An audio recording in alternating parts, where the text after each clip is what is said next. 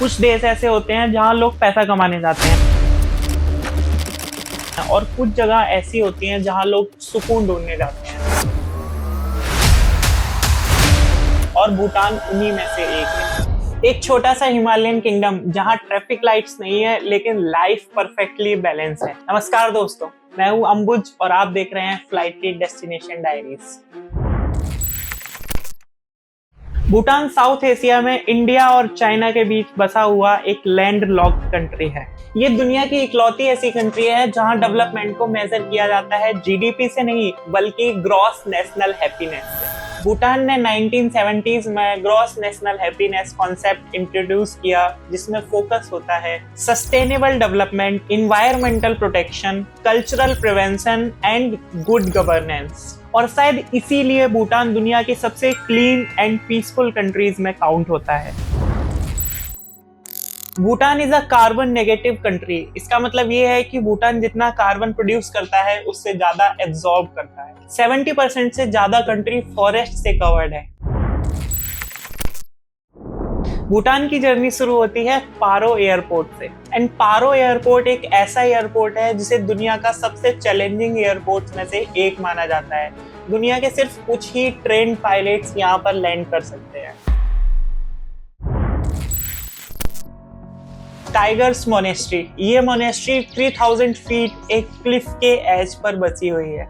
Legends के according गुरु रिनपोचे यहाँ पर टाइगर की पीठ पर बैठकर आए थे, इसीलिए इसका नाम पड़ा टाइगर्स नेस्ट। ये हाइक सिर्फ एक फिजिकल जर्नी नहीं है बल्कि एक स्पिरिचुअल एक्सपीरियंस है।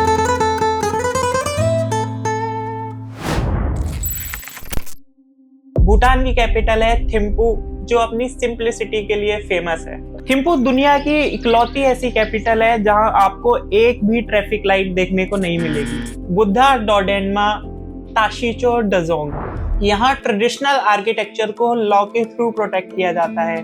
हर बिल्डिंग को भूटानीज स्टाइल फॉलो करना ही पड़ता है। अगर भूटान को किसी पोस्ट कार्ड में कैप्चर करना हो तो वो जगह होगी पुनाखा। 2 रिवर्स के बीच बसा हुआ ये फोर्ट्रेस भूटान का सबसे ब्यूटीफुल डजोंग माना जाता है। स्प्रिंग सीजन में जब जकांडा फ्लावर्स ब्लूम करते हैं तो ये प्लेस बिल्कुल हेवन जैसा लगता है। थिम्पू से ज्यादा वार्म ये भूटान का विंटर कैपिटल भी रह चुका है। भूटान अपने कल्चर को प्रोटेक्ट करने के लिए बहुत स्ट्रिक्ट है। मैन वियर घो, women wear Kira, national language Dzongkha. Buddhism is deeply rooted in daily life. यहाँ का फेस्टिवल जिसे शेचू कहा जाता है ट्रेडिशनल म्यूजिक और मास डांस से भरपूर होता है। भूटान का फोकस होता है high value low impact tourism, मतलब quality experience and minimal damage. No overcrowding, no excessive commercialisation, cleanest mountain views.